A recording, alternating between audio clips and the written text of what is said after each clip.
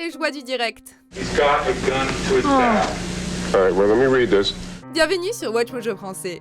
Aujourd'hui, nous faisons le top 10 des directs à la télé qui font froid dans le dos. Nous publions de nouvelles vidéos chaque jour, alors abonnez-vous et activez la petite cloche pour votre dose quotidienne de Watch Mojo.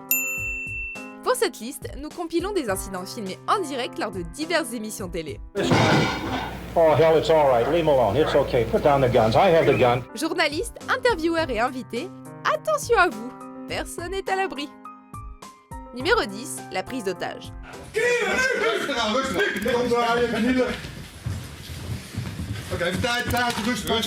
En janvier 2015, un jeune homme armé n'a rien de mieux à faire que de semer la terreur à Hilversum aux Pays-Bas. Après s'être introduit de force dans les studios télé, il exige de pouvoir être filmé en direct. And we know that security was very tight, we understand from the director of the national broadcaster, but the man managed to overcome that, enter the building.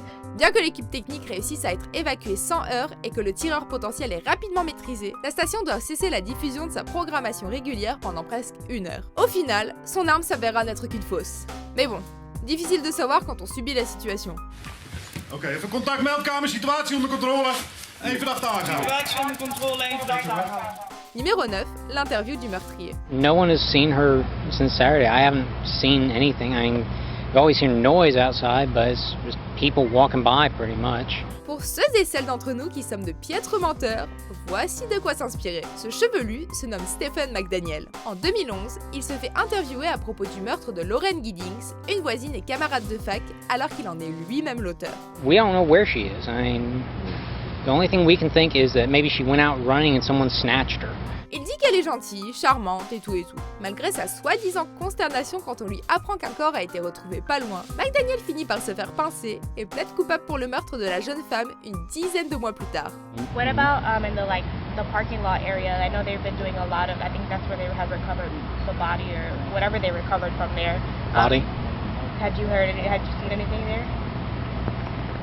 L'assassin écope d'une sentence à perpétuité. Bien fait. Numéro 8, le manifeste.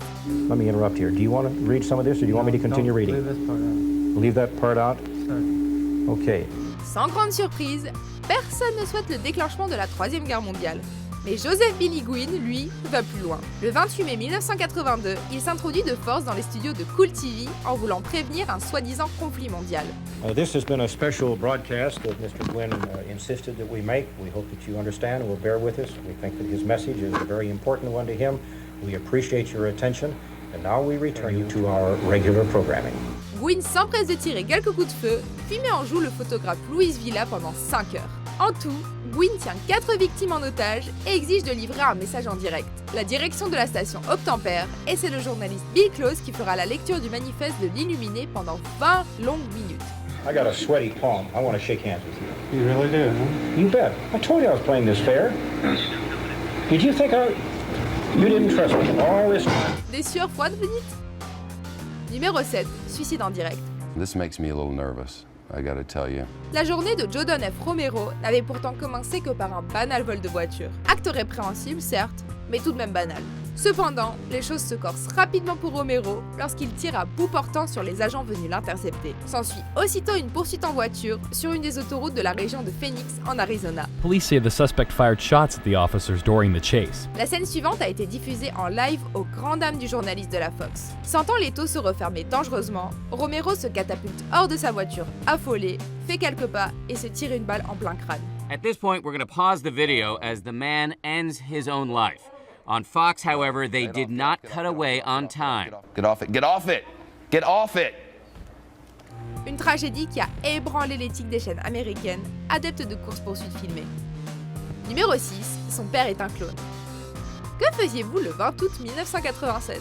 Moi perso, j'étais pas né. Le journaliste David Horowitz, lui, se souviendra longtemps de cette date. Il était victime d'une prise d'otage dans les studios de la NBC en Californie. I didn't know what was going to happen and I didn't realize, I said to myself, this is not really happening to me. À 16h42 précise, Gary Stallman s'introduit sur le plateau pour tenir en joue le journaliste en plein bulletin de nouvelles. Malgré la panique qui s'installe, Stallman, le fils d'un ancien reporter de la chaîne, n'a qu'une chose en tête: aviser les téléspectateurs que son père a été remplacé par un clone.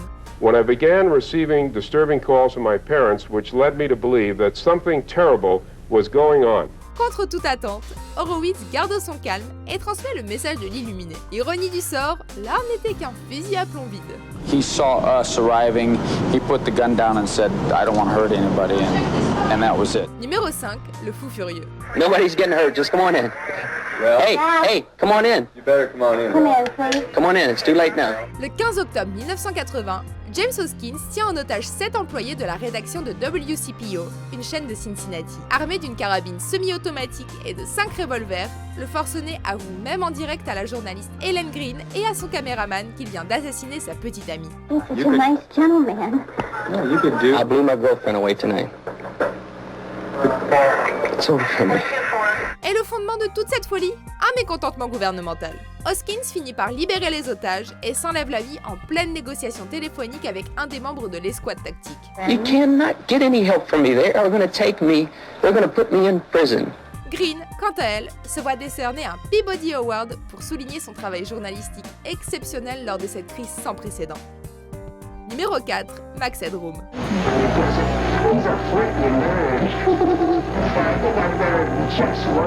Bien des gens associent le personnage de Max Headroom à la culture populaire des années 80, mais peu de gens connaissent son association involontaire à un des piratages télé les plus célèbres de l'époque. Retournons en novembre 1987 à Chicago. Un individu portant un masque de Max Headroom s'introduit illégalement dans la programmation régulière des chaînes WTTW et WGN-TV. It was beyond our control. Alors que la première interférence ne dure que 25 secondes lors de la diffusion d'un événement sportif, la seconde intrusion, elle, dure environ 90 secondes lors de la diffusion d'un épisode de Doctor Who. That we will determine who it is.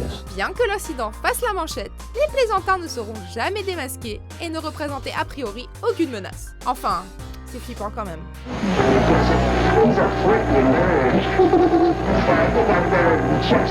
Numéro 3, l'ancien collègue psychopathe. Vicky Gardner n'oubliera jamais la tuerie qui aurait pu lui coûter la vie. These two reporters were only doing their job, and they didn't even and could not even see it coming. Le 26 août 2015, à Roanoke en Virginie, Gardner se fait interviewer par la journaliste Alison Parker alors qu'Adam Ward assure la transmission en direct. Puis, soudain, des coups de feu. Then it was just very, very fast, and I saw movement and then gunfire. C'est Vester Flanagan, un ancien journaliste de la chaîne WDBJ7, licencié en 2013. Tous deux atteints, Ward et Parker s'effondrent et Gardner fait de même, prétendant avoir été touché. The only thing I could think of is play dead. Flanagan finit par loger une balle dans le dos de Gardner, qui gît toujours sur le pavé. Le drame se finit 5 heures plus tard, lorsque Flanagan se fait exploser la cervelle. Numéro 2, le père qui a eu chaud aux fesses.